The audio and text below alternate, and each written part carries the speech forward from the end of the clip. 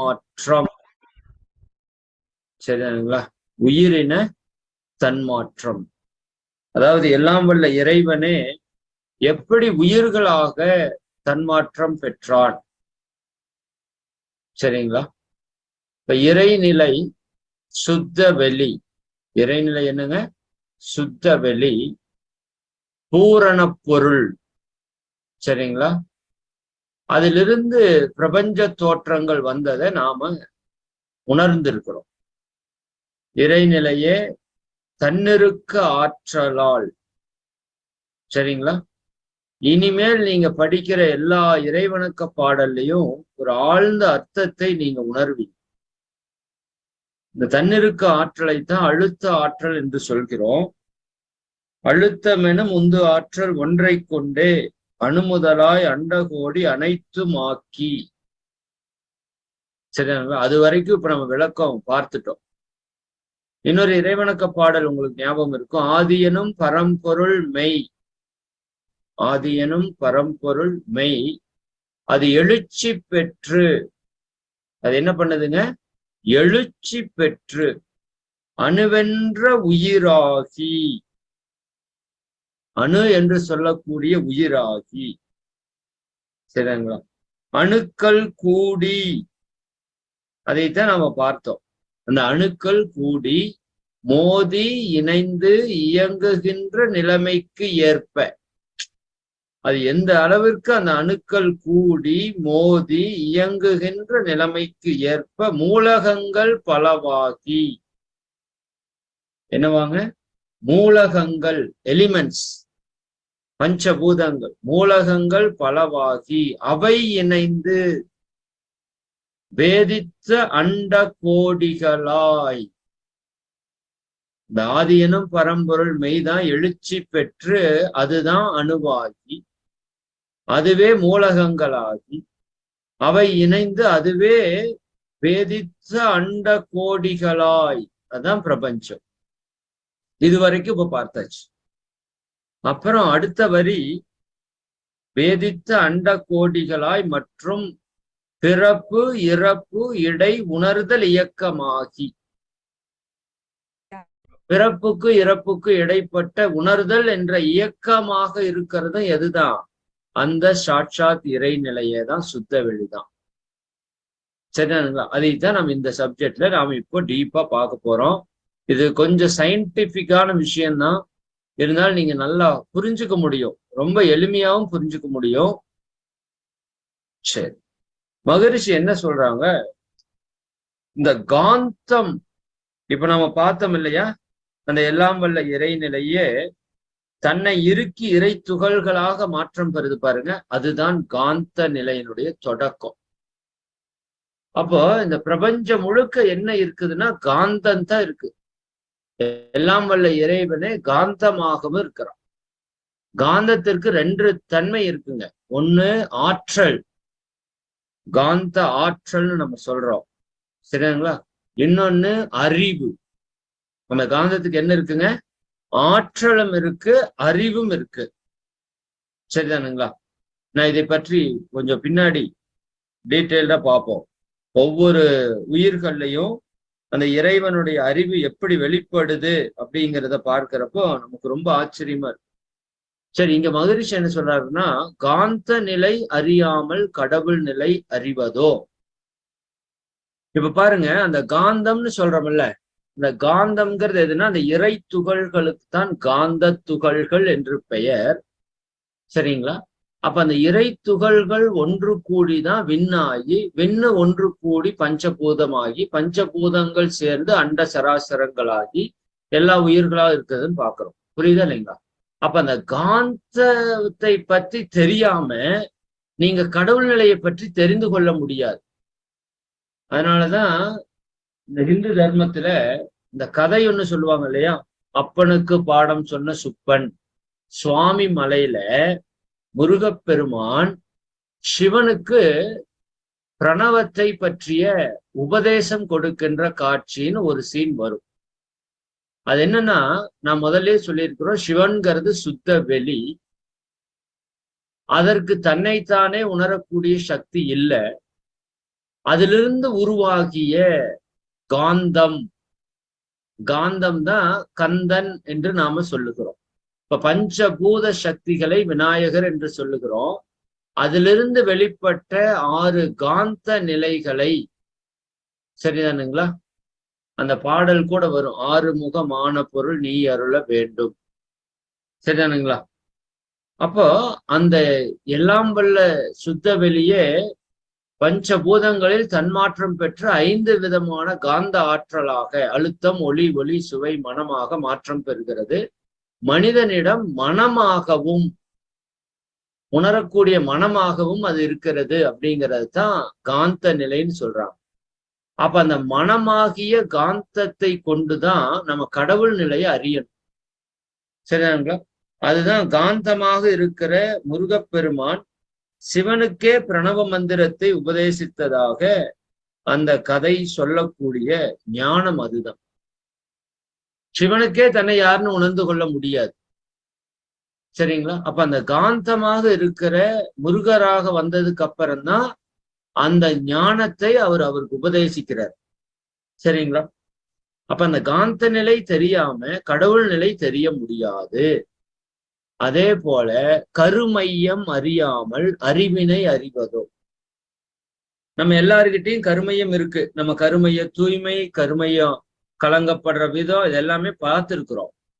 ஆனா அந்த கருமையம் எப்படி உருவாச்சு, சரிங்களா? அது எவ்வளவு பவர்ஃபுல்லான ஒரு விஷயம் அப்படின்னு நம்ம தெரிஞ்சுக்கிட்டா தான் அதற்கு மூலமா இருக்கிற அந்த அறிவினை அறிய முடியும். அறிவாக இருக்கிற இறைவனை அறிய முடியும். மாந்தராக வாழுகின்ற மாண்புடைய எவருக்கும், மனுஷனா இருக்கிற எவ்வளவு உயர்ந்த ஒரு மனிதனுக்கும் மாற்று வழி தத்துவத்தில், விஞ்ஞானத்தில் இல்லையே.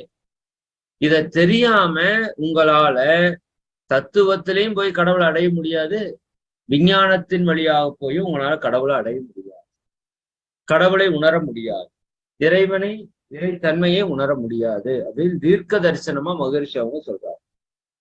அப்ப அந்த காந்த ஆற்றலுக்கு உட்பொருளா இருக்கிறது எதுங்க சொல்லுங்க?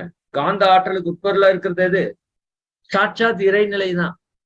கருமையத்துக்கு உட்பொருளா இருக்கிறது எதுதான்? சாட்சாத் இறைநிலையே தான். காந்த ஆற்றல் உட்பொருள், கருமைய துட்பொருள் கடவுள் எனும் இறைநிலையே, இயக்க ஆற்றலும் இதே, சரிங்களா? மகரிஷி தெளிவா சொல்றார். கடவுளாகிய இறைநிலை தான் காந்த ஆற்றலுக்கு உட்பொருளா இருக்குது, கருமையத்துக்கு உட்பொருளா இருக்கு.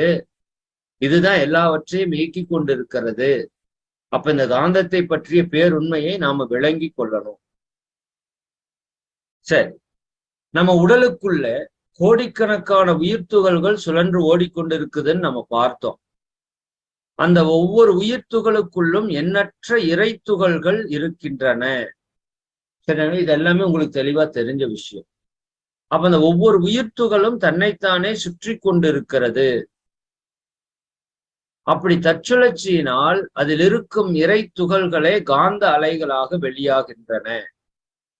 அவ்வாறு வெளிவருகின்ற விரிவு அலைகளின் தொகுப்பே ஜீவகாந்தம் எனப்படுகிறது. ஜீவகாந்தம்னா புரிஞ்சிடுச்சா உங்களுக்கு? இந்த இடம் கொஞ்சம் கூர்ந்து கவனிச்சுட்டு வாங்க. நம்ம உடம்புல இருக்கிற ஜீவகாந்த ஆற்றல், நம்ம உடலுக்குள்ள இருக்கிற பல கோடி உயிர் துகள்கள்ல இருந்து வெளிவரக்கூடிய காந்த ஆற்றலுடைய தொகுப்பு. சரி, அப்ப உயிரினங்களிலே ஜீவகாந்தமாக இருப்பதுதான், அந்த ஜீவகாந்த ஆற்றல் தான் நம்முடைய புலன்களாக மாற்றம் பெற்றிருக்கிறது. நம்முடைய தோல், நாக்கு, மூக்கு, கண்ணு, காது, எதுதான் மாற்றம் பெற்றிருக்கு? ஜீவகாந்த ஆற்றல் தான் மாற்றம் பெற்றிருக்குது, சரிதானுங்களா? அப்படி அந்த மாற்றத்தை உணரும் போது அதை ஓரறிவு முதல் ஐயறிவு உயிரினமாக நம்ம பிரித்து கொண்டோம். ஓரறிவு தாவரம், 2 அறிவு புழு, 3 அறிவு பூச்சி, 4 அறிவு ஊர்வன, 5 அறிவு விலங்குகள், 6 அறிவு மனிதன் என்று, சரிதானுங்களா? அப்ப அந்த 5 அறிவு வரைக்கும் அந்த காந்தம் இயல்பாகவே ஊக்கம் பெற்று ஒவ்வொரு அறிவா மாற்றம் பெற்று வருது. கடைசியா அதுவே 6வது அறிவாகவும் வளர்ச்சி பெறுகிறது. அந்த இடத்துல இந்த இறைநிலைக்கு 3 தன்மை சொன்னோம் இல்லையா? 4 தன்மை சொன்னோம். 3 சக்திகள் என்னன்னா, அது தன்னைத்தானே மாற்றிக்கொள்ளும், இயல்பாகவே ஊக்கம் பெறும், செயலுக்கு விளைவு என்ற ஒரு நியதியின்படி அது இயங்கும். சரிங்களா? ரைட். இந்த இடம், இந்த ஸ்லைட நல்லா பாருங்க. இனி கொஞ்சம் சயின்டிபிக் இருக்கும், கொஞ்சம் டெப்தாவும் இருக்கும், சயின்ஸாவும் இருக்கும். ஆனா நல்லா புரியும். இதை நல்லா கூர்ந்து கவனிச்சுட்டு வாங்க. உயிர் முதல்ல உயிர் எப்படி தோன்றியது அப்படிங்கிறதுக்கான விளக்கம். எப்படி இந்த கருமையம் உருவானது? சரிங்களா? இது வரைக்கும் கருமையம் கிடையாது. பஞ்சபூதங்கள் பிரபஞ்ச ஆற்றல் வரைக்கும் கருமையம் அப்படின்னு ஒண்ணு கிடையாது. அதாவது அதுக்கு மையம் இருக்குது, அதெல்லாம் ஓகே. பட் கருமையம்னு ஒண்ணு கிடையாது. இப்ப சூரியனுக்கு மையம் இருக்கு, பூமிக்கு மையம் இருக்கு. அதைய கருமையம்னு சொல்ல முடியாது. ஏன்னா கருமையத்துக்குன்னு சில சிறப்புகள் இருக்கு. சரி, நான் முதல்ல என்ன சொன்னோம்? இந்த பூமியில பஞ்சபூதங்கள் சரியான விகிதாச்சாரத்துல வந்துருச்சு. இப்ப நான் சொல்றது நல்லா கூர்ந்து கவனிச்சுட்டு வாங்க. ஏதோ ஒரு இடத்துல அந்த பஞ்சபூத சக்தியும் சரியான விகிதாச்சாரத்துல சேர்ந்துருச்சுன்னு சொன்னோம். கரெக்டுங்களா? அதுதான் முதல் இந்த பூமியிலே அல்லது இந்த பிரபஞ்சத்திலே அந்த உயிர் உருவான காட்சி. அப்ப அங்க நிலம், நீர், நெருப்பு, காற்று, விண், இந்த பஞ்சபூதங்களும் ஒரு சேர இணைந்து சுத்தவெளியோட சூழ்ந்தழுத்தும் ஆற்றலால அப்படி இணையும் போது அங்க ஒரு பாண்டிங் ஏற்படுது. அங்க ஒரு இணைப்பு ஏற்பட்டு அந்த பஞ்சபூதங்களிலிருந்து அதற்குள் இருக்கிற விண் தனித்து சுழல ஆரம்பிக்கிறதுன்னு நான் ஒரு வார்த்தை சொன்னேன். கொஞ்சம் கூர்ந்து கவனிங்க. சரிங்களா? பஞ்சபூதங்களும் சேர்ந்துருச்சுங்க. அந்த பஞ்சபூதங்களும் சரியான விகிதாச்சாரத்தில் சேரும்போது அந்த பஞ்சபூதங்களில் ஒரு பூதமாக இருக்கிற விண் தனித்து இயங்கக்கூடிய ஆற்றலை பெறுகிறது. அப்ப அந்த ஓட்டத்தை நாம் என்ன ஓட்டம்னு சொல்றோம்னா உயிரோட்டம் என்று சொல்கிறோம். அப்பதான் முதல்ல உயிர் அப்படின்னு ஒரு தோற்றம் இந்த பிரபஞ்சத்துல நிகழுது. இப்போ அந்த உயிரிலிருந்து ஒரு காந்தம் வெளிவந்துட்டு இருக்கும்ல, எந்த விண் சுழன்றாலும் அதுல ஒரு காந்தம் வெளிப்படுன்னு சொல்லியிருக்கிறோம் இல்லைங்களா? அப்ப இந்த முதல்ல தோன்றிய ஒரு உயிருக்குள்ளாக அந்த உயிருக்குள்ள இருக்கிற அந்த உயிர் துகள்களிலிருந்து ஒரு காந்தம் வெளிப்படுது. ஒன்று. இரண்டாவது, இந்த உயிர் எதனால் ஆனதுன்னா பஞ்சபூதங்களால் ஆனது. பஞ்சபூதம் எதனால் ஆனதுன்னா அணுக்களுடைய கூட்டு. அப்ப இது எல்லாத்திலிருந்து ஒரு காந்தம் வரும்ல. ஒன்று அந்த உயிர் துகள்களிலிருந்து வரக்கூடிய காந்தம், இன்னொன்று அந்த பஞ்சபூதங்கள் எல்லாவற்றிலும் இருக்கக்கூடிய காந்தம். இந்த ரெண்டு காந்தம் நம்ம உடம்புல இருக்கு. நம்ம இத்தனை நாள் என்ன பேசணும்னா உயிர் துகள்ல இருந்து வர்ற காந்தம் மட்டும்தான் ஜீவகாந்தம்னு பேசிட்டு இருந்தோம். ஆனா அது அல்ல. இப்ப அடுத்த லெவலுக்கு நீங்க வர்றீங்க. சரிதானுங்களா? அடுத்த லெவலுக்கு நம்ம வர்றோம். அதாவது சின்ன வயசுல சூரியன் கிழக்கே உதிக்கிறதுன்னு சொல்லியிருப்பாங்க. உண்மையான்னு கேட்டா சின்ன வயசுல நமக்கு அதுதான் புரியும். சரிங்களா? ஆனா நீங்க 10th 12th இப்படி வர்றப்ப சூரியன் உதிப்பதும் இல்லை, சூரியன் மறைவதும் இல்லை, பூமி தான் சுத்துதுன்னு சொல்றோம். எது உண்மைங்க?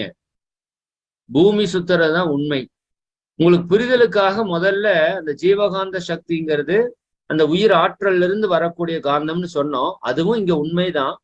அது கூட இங்க பஞ்சபூதங்கள்ல இருந்து வரக்கூடிய காந்தமும் சேருது. சரிதானுங்களா? அப்ப அந்த ரெண்டு காந்தமும் சேர்ந்து அந்த அந்த உயிருக்குள்ளாக ஒரு துருவ அமைப்பை ஏற்படுத்துது. நார்த் போல் சவுத் போல கிரியேட் பண்ணுது. சரிதானுங்களா? அப்படி இருந்தா தானே அணு அடுக்குகளை இழுத்து பிடிச்சு வைக்க முடியும். காந்தத்தினுடைய தன்மை என்ன? ஈர்க்கும் ஆற்றல், தள்ளும் ஆற்றல். இது இந்த மாதிரி காந்தம் இந்த உயிருக்குள்ள ஓடும் போது அதற்குள்ள ஒரு அணு அடுக்கை ஏற்படுத்தி அதை இழுத்து பிடிப்பதற்கான ஒரு சூழலை அது உருவாக்குகிறது.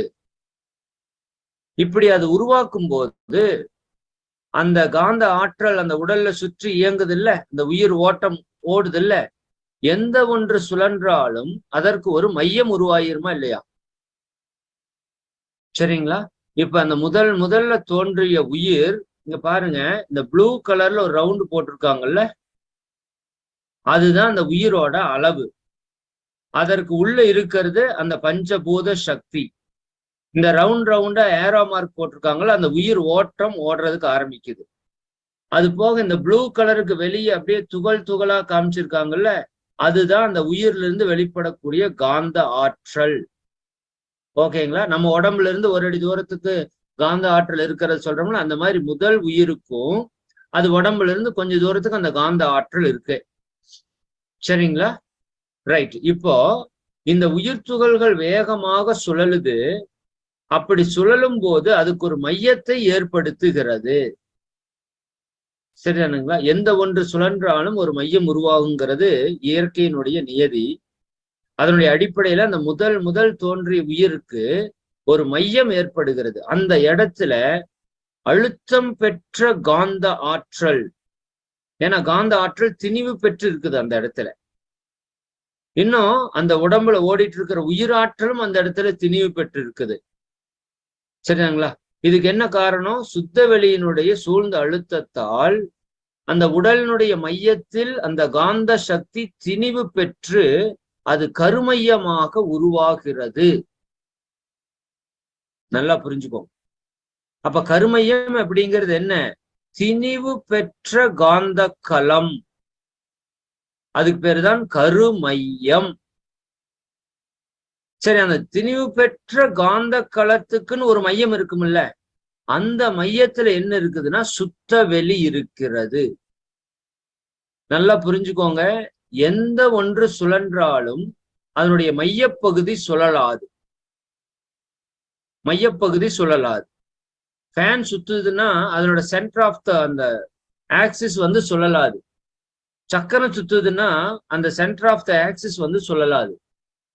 சரிங்களா? அப்ப எந்த ஒன்று சுழன்றாலும் மையம் வந்து சுழலாமல் இருக்கும். இது இயற்கையினுடைய நியதி.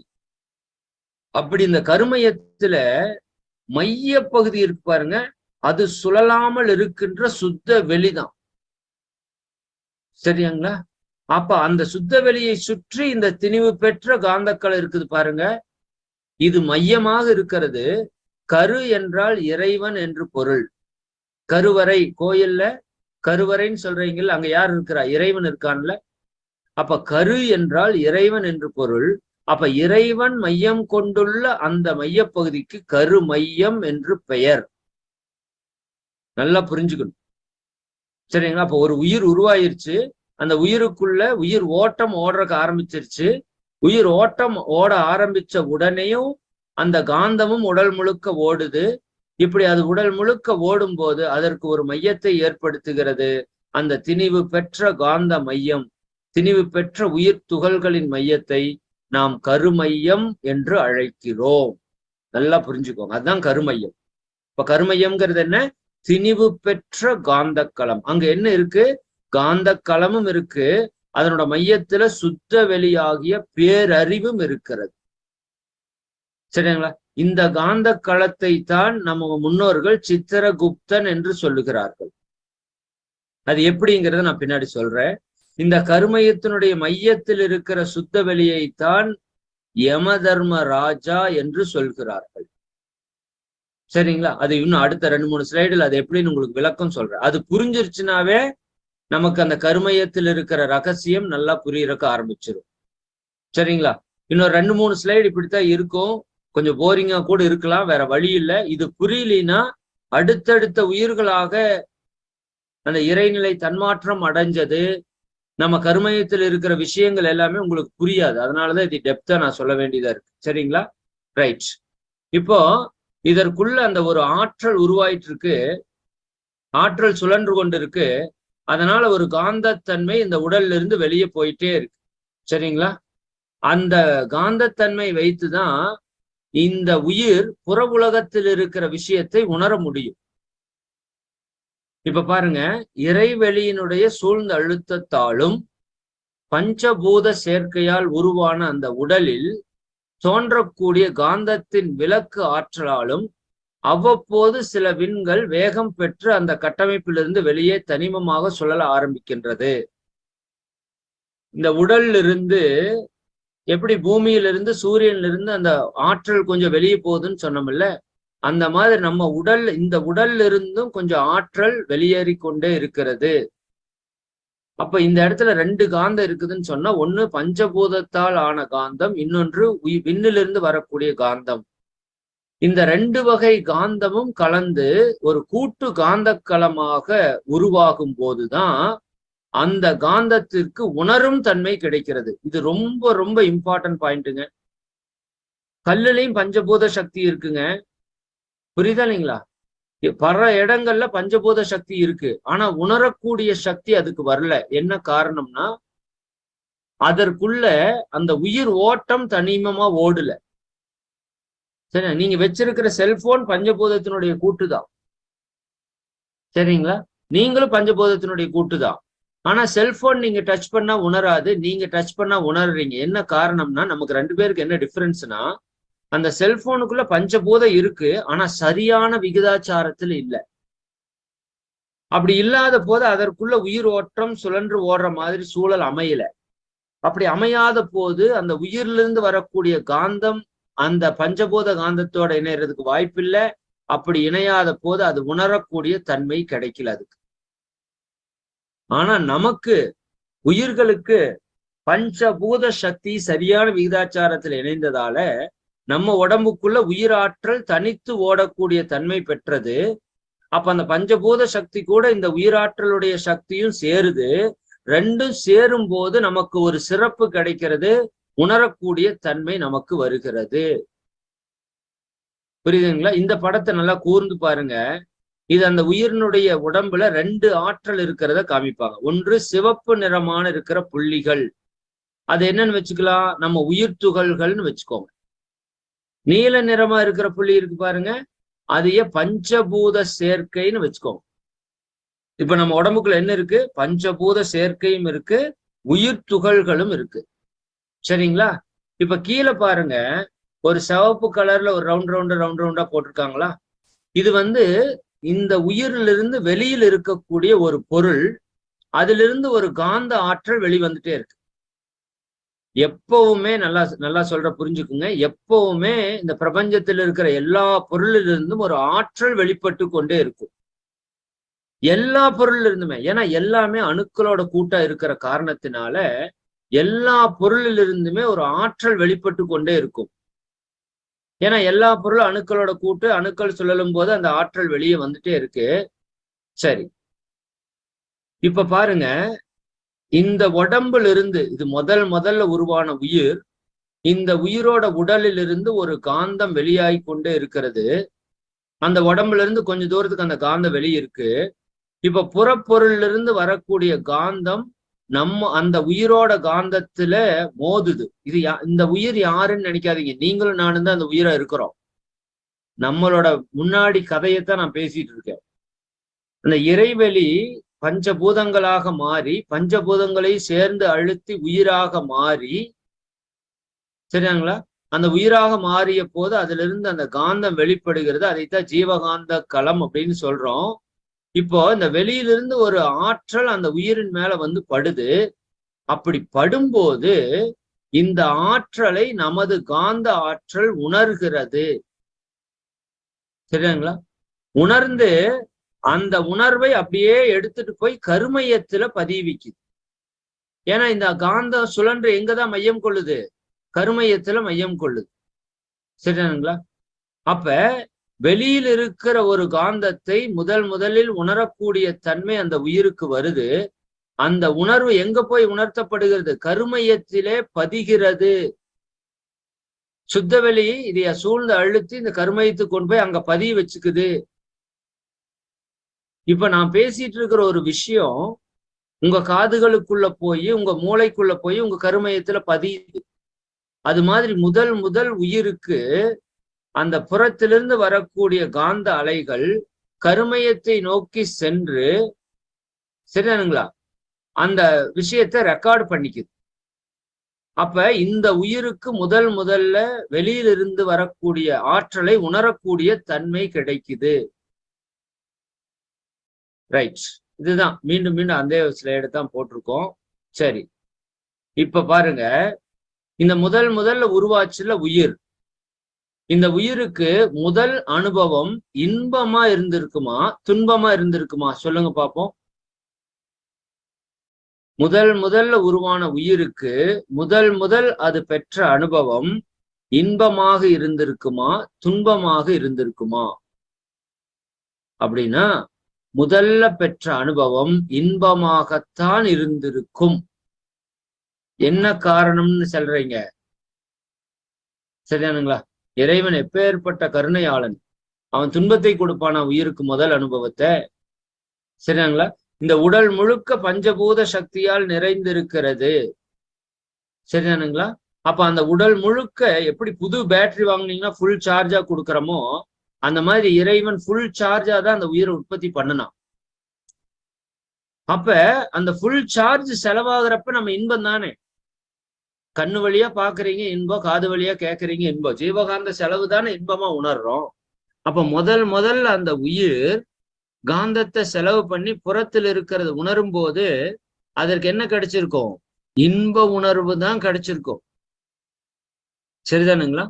அப்ப அந்த காந்த ஆற்றல் 2 விதத்துல செலவாகுது. ஒன்று, சுற்றுப்புறத்தில் இருக்கிற சூழலை உணர்ந்து கொள்ளும் போது அந்த ஜீவகாந்தம் செலவாகி அது ஒரு இன்பத்தை அனுபவிக்கிறது.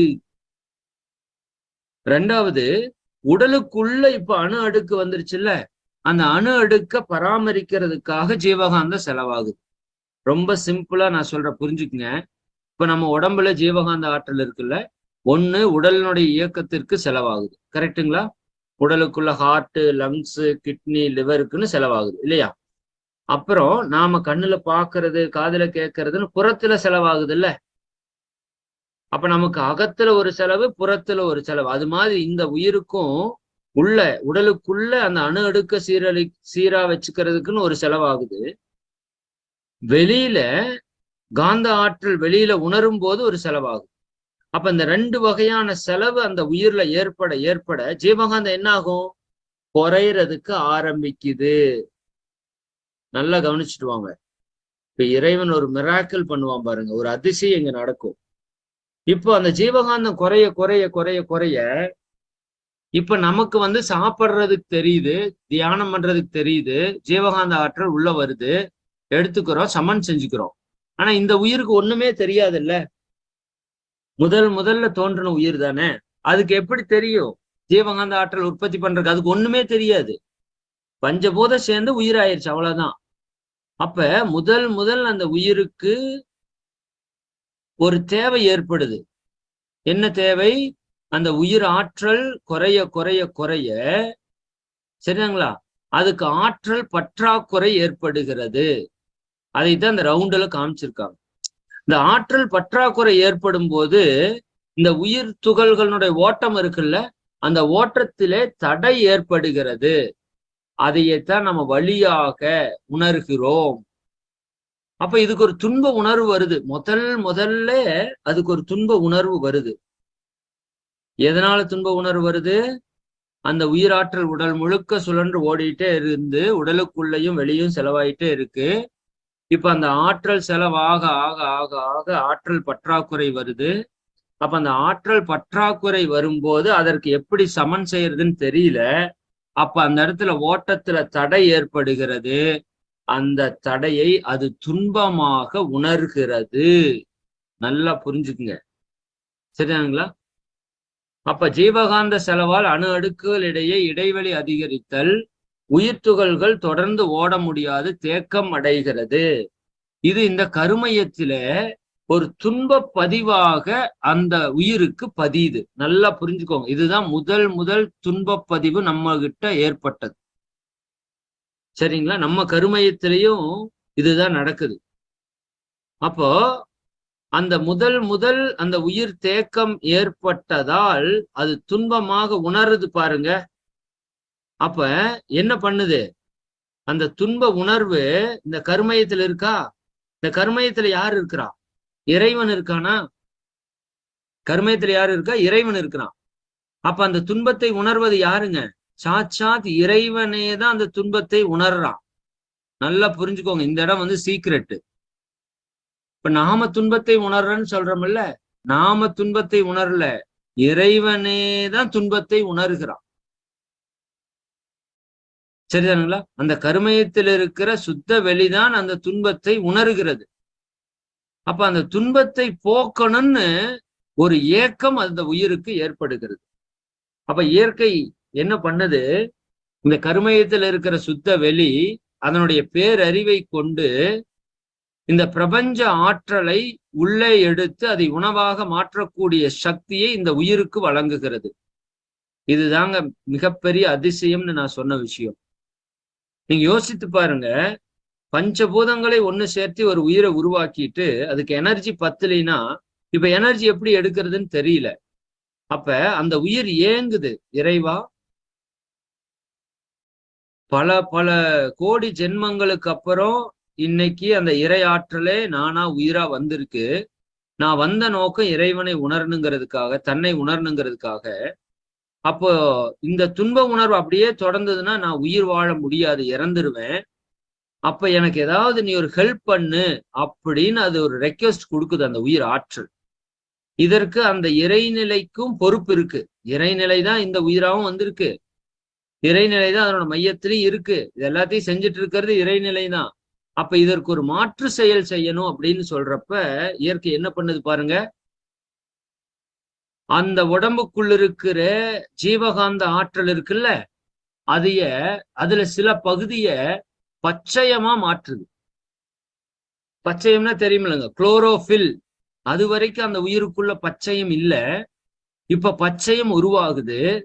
சுற்றி சூரிய ஒளி இருக்கு, தண்ணி இருக்கு, கார்பன் டை ஆக்சைடு வாயு இருக்கு. இந்த மூணையும் கலந்து அந்த பச்சையத்தோட இணையும் போது அதுவே கார்போஹைட்ரேட்டா உணவுப் பொருளா மாற்றம் பெறுகிறது. எவ்வளோ பெரிய விஷயம் தெரியுங்களா? நான் ஈஸியா சொல்லிட்டேன்ல உங்களுக்கு.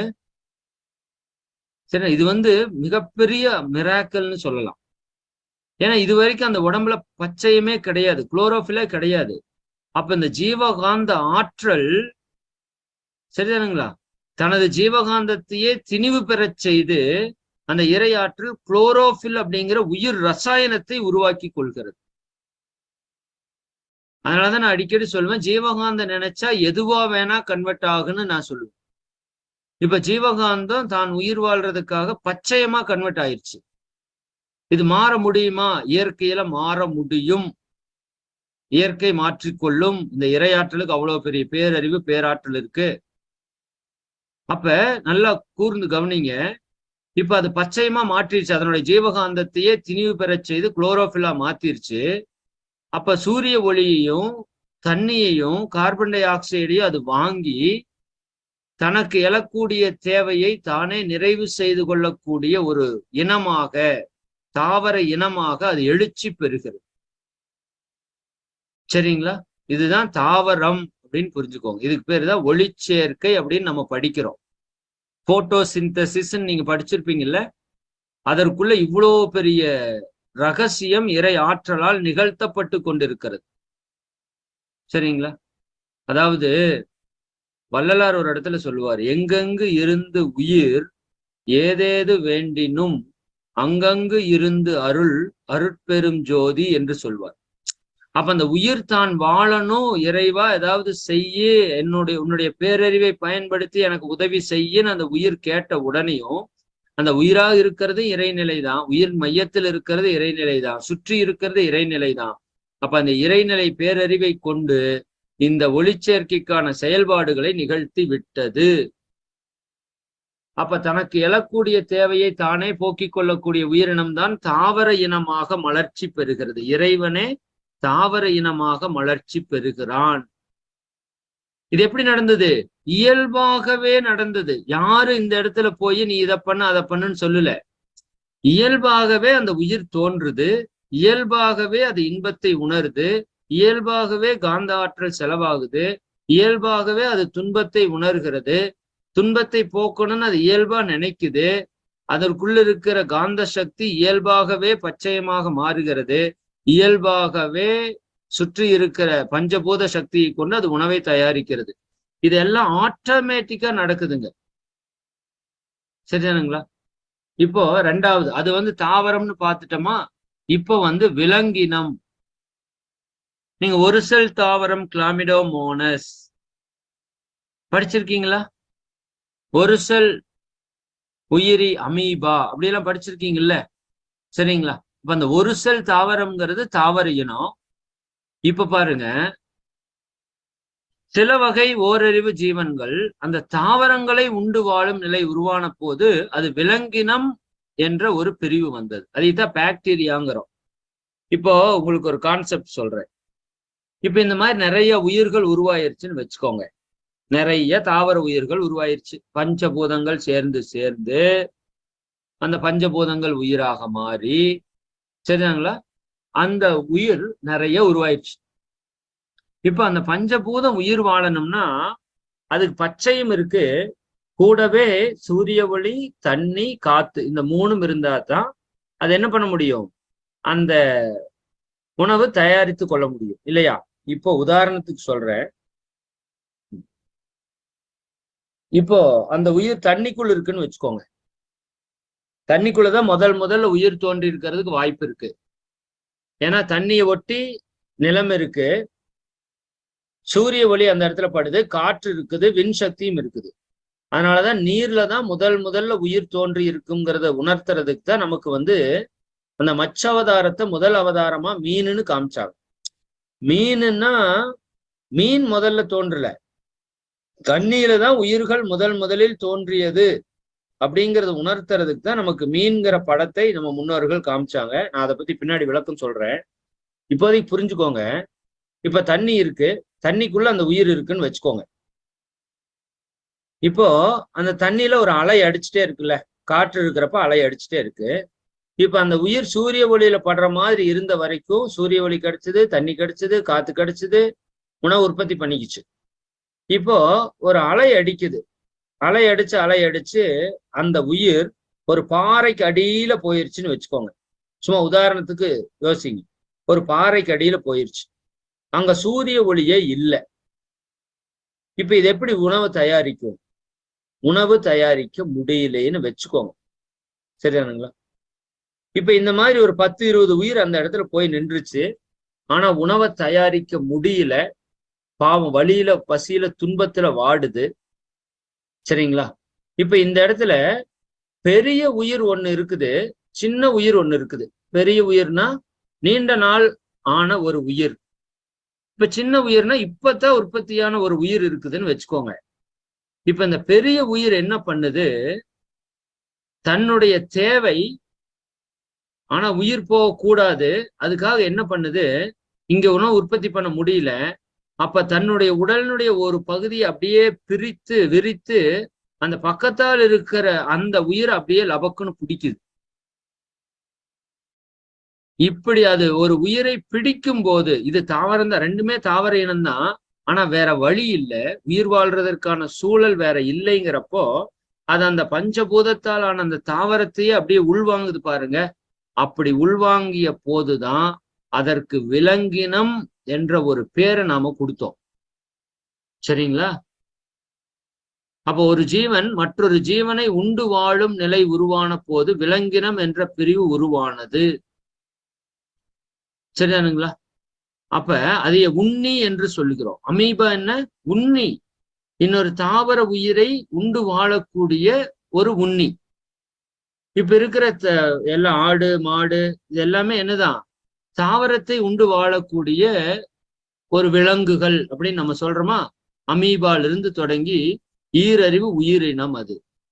அப்ப அதற்கு என்ன வந்துருச்சு, இப்ப முதல் அறிவுக்கு தோல் தான் இருந்தது, முதல் அறிவுக்கு தோல் தான் இருந்தது. அந்த தோல் மூலமா தான் அந்த நீரையும் சூரிய ஒளியையும் காற்றையும் உள்வாங்கி பச்சையத்தோடு இணைத்து உணவை தயாரித்து கொண்டது. அதுக்கு வாய் கிடையாது. இப்ப ரெண்டாவது உயிரினம் வர்றப்ப அதற்கு வாய் உருவாகி விட்டது, சரிங்களா? ரைட். இப்ப பாருங்க, இந்த தாவர இனம், இந்த போட்டோவை நல்லா கவனிங்க. இந்த பக்கம் தாவரம் சூரிய ஒளியிலிருந்து தனக்கு தானே உணவை உற்பத்தி பண்ணி கொள்ளக்கூடிய தாவர இனம் இருக்கு. இப்ப இந்த தாவரத்திலிருந்து, இந்த உயிரிலிருந்து ஒரு காந்த ஆற்றல் வெளிப்படுதா? ஓகே, வெளிப்படுது, சரிங்களா? தாவரத்திலிருந்து வெளிப்படக்கூடிய ஜீவகாந்த அலை, சரிங்களா? அப்போ நீங்க அப்படியே நான் சொன்னேன்ல, அந்த பெரிய உயிர் சின்ன உயிரை பிடித்து சாப்பிடுதுன்னு சொன்னேன்ல, சரியா? இப்போ அந்த சின்ன உயிர் அதற்கு என்ன ஒரு நோக்கத்துல அது வந்திருக்கு? அதுவும் இறைவனை உணரணும்னு தான் வந்திருக்கு. புரியுதா இல்லைங்களா? அதுவும் இறைவனை உணரணும்னு தான் வந்திருக்கு. அதற்கும் உயிர் வாழணுங்கிற அந்த தன்மை இருக்கு. அப்ப அதனுடைய அகம் ஏங்குது. இறைவா, இவ்வளவு கஷ்டப்பட்டு நான் நீயே இங்க இங்க உயிரா வந்திருக்கிறேன். ஆனா இன்னொரு உயிர் என்னை பிடிச்சு சாப்பிட்டுருதே. நான் வந்த நோக்கம் நிறைவேறாம போயிருமே. எனக்கு ஏதாவது உதவி செய்யு. அவன் பெரிய ஆளா இருக்கிறான். அவன் கூட எதிர்த்து சண்டை போட முடியாது என்னால. எனக்கு ஏதாவது உதவி செய்யுன்னு அதனுடைய அகம் ஏங்குமா ஏங்காதா? சரிதானுங்களா? தன்னை பாதுகாத்துக் கொள்வதற்காக அந்த உயிரில் இருக்கிற அகம் ஏங்கும் போது என்ன உருவாகுதுங்க? துடுப்புகள் அந்த உயிருக்கு உருவாகிறது.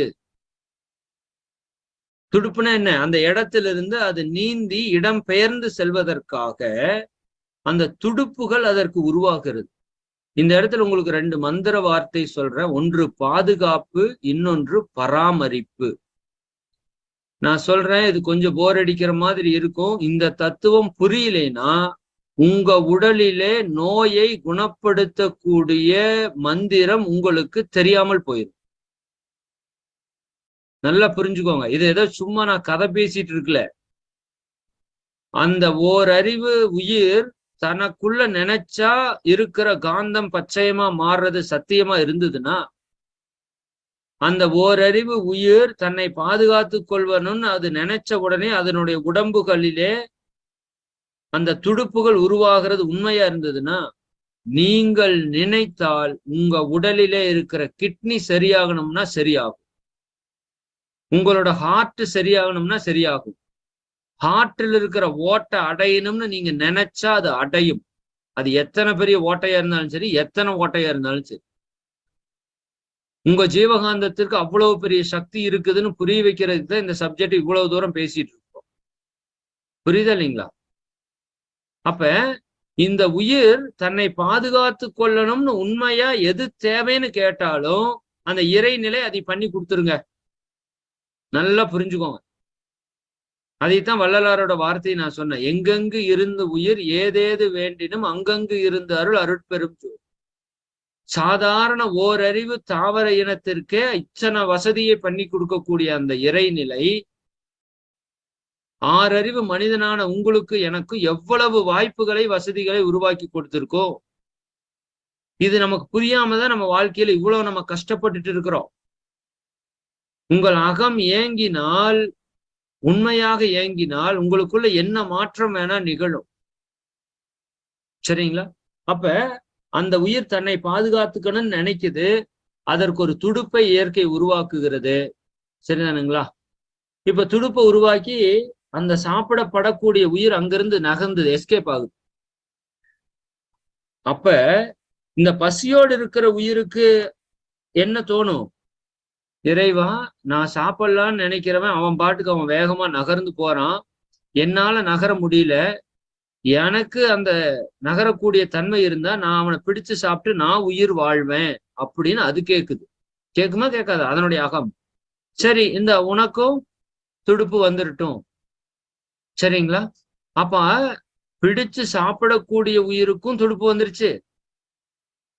சரிங்களா? சாப்பிடப்படக்கூடிய உயிருக்கும் துடுப்பு வந்துருச்சு.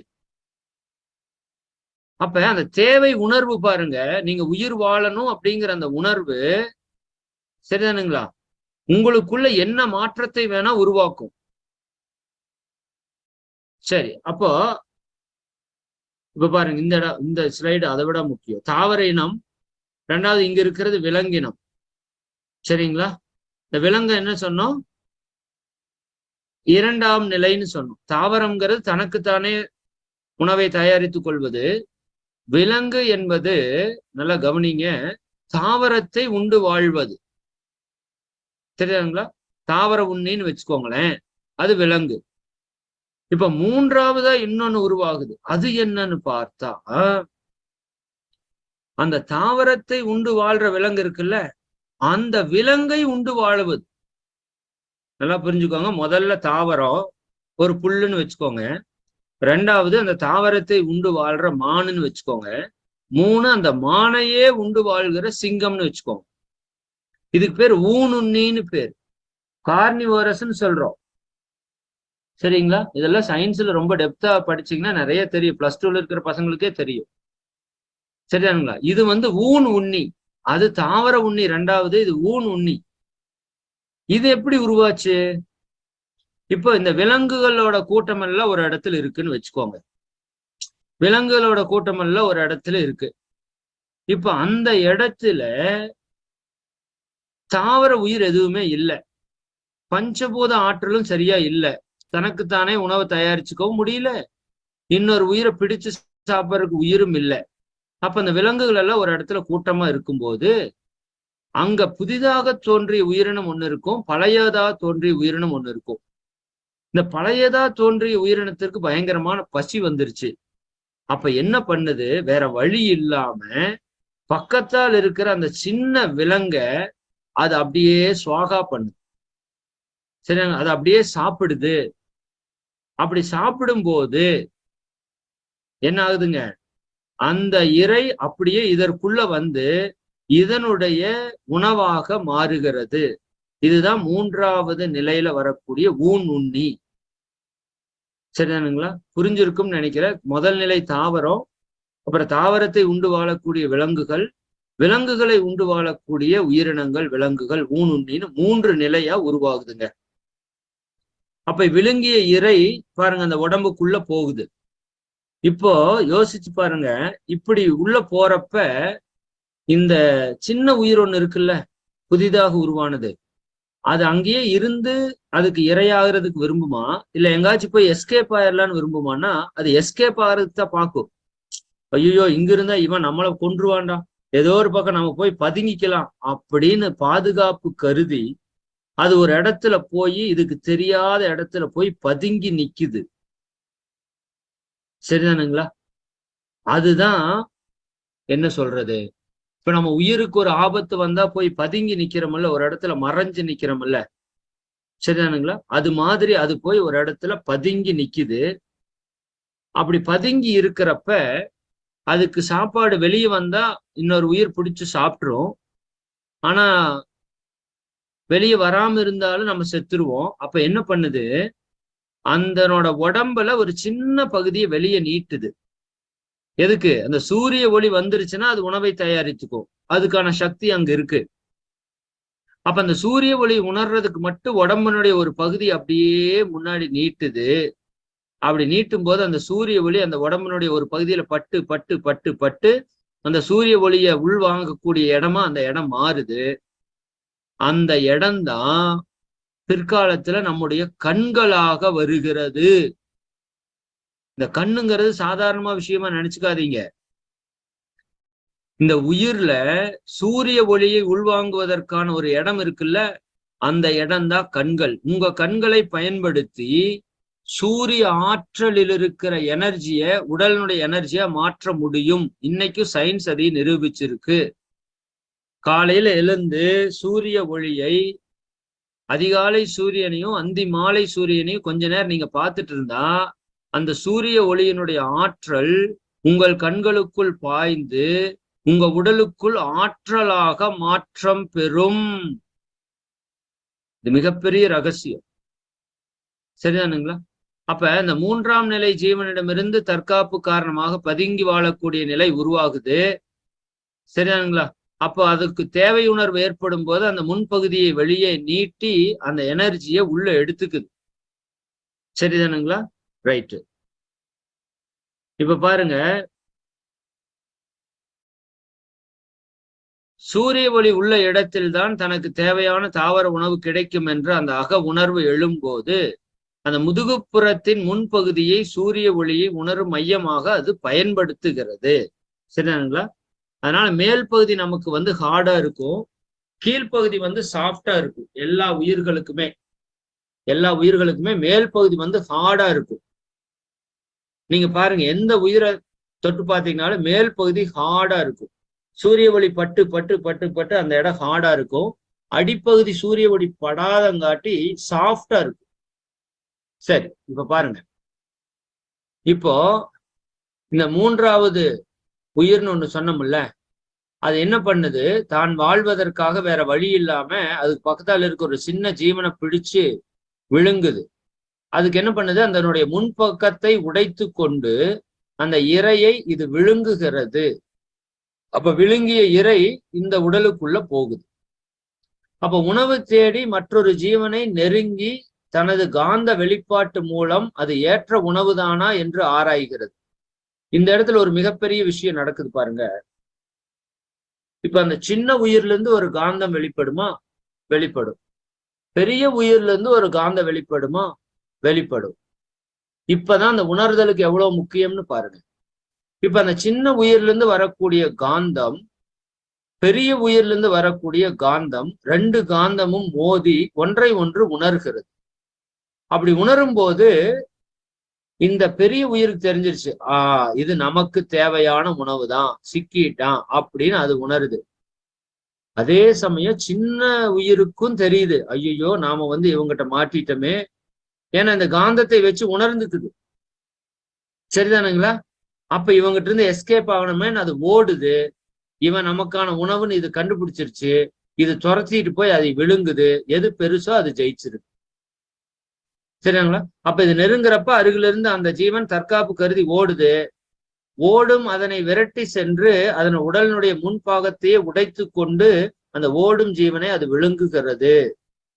இப்படி தொடர்ந்து அது உடலினுடைய முன்பகுதியே உடைச்சு உடைச்சு விழுங்கிட்டு இருந்த காரணத்தினால நமக்கு வாய் உடலுக்கு முன்பகுதியில வந்துருச்சு. எல்லா உயிர்களுக்கும் வாய் பாருங்க உடலோட முன்பகுதியில் இருக்கு. இரண்டாவது அறிவு. சரிங்களா? அது சுவையை உணரக்கூடிய மையமாகவும் அந்த முன்பகுதியில அது ஏற்பட்டு விட்டது. இதுதான் இரண்டாவது அறிவு என்று நாம சொல்லுகிறோம். சரிங்களா? ரைட். இப்ப உயிரின மலர்ச்சியும் புலன்களுடைய தோற்றம் எப்படி நடந்துச்சு? இப்ப இந்த உயிர் வேகமா ஓடுது, இந்த உயிரை பிடிச்சு சாப்பிடுது. அப்ப வாய் முன்பகுதியில உருவாயிருச்சு. இது முன்னாடி நகர்ந்து போகும்போது இந்த உடலுக்குள்ள அப்படியே அந்த உணவு செரிமானமாகி அந்த கழிவு பின்னாடி வெளியே வந்துச்சு. அதனால எல்லா உயிர்களுக்கும் கழிவு வாய் வெளியே பின்பக்கமா வந்துருச்சு. இப்ப புரியுதுங்களா? எல்லா உயிர்களுக்கும் ஏன் வாய் முன்னாடி இருக்கு, கழிவாய் பின்னாடி இருக்குன்னு. அப்ப மீண்டும் மீண்டும் அந்த உணவு தேவையால் அது முன்னோக்கி விரையும் போது முன்னர் உண்ட அந்த ஜீரணித்த உணவு கழிவுப் பொருளாக பின்னோக்கி தள்ளப்பட்டு உடலின் பின்பகுதி வழியாக வெளியேறுகிறது. இதுவே எல்லா உயிரினங்களுக்கும் கழிவுவாய் பின்பகுதியில் அமைய காரணமாக அமைந்து விட்டது. இப்ப இங்க ஒரு பெரிய ஒரு சீக்ரெட் இருக்கு. ஒரே நிமிஷம். டைம் ஆயிடுச்சோ?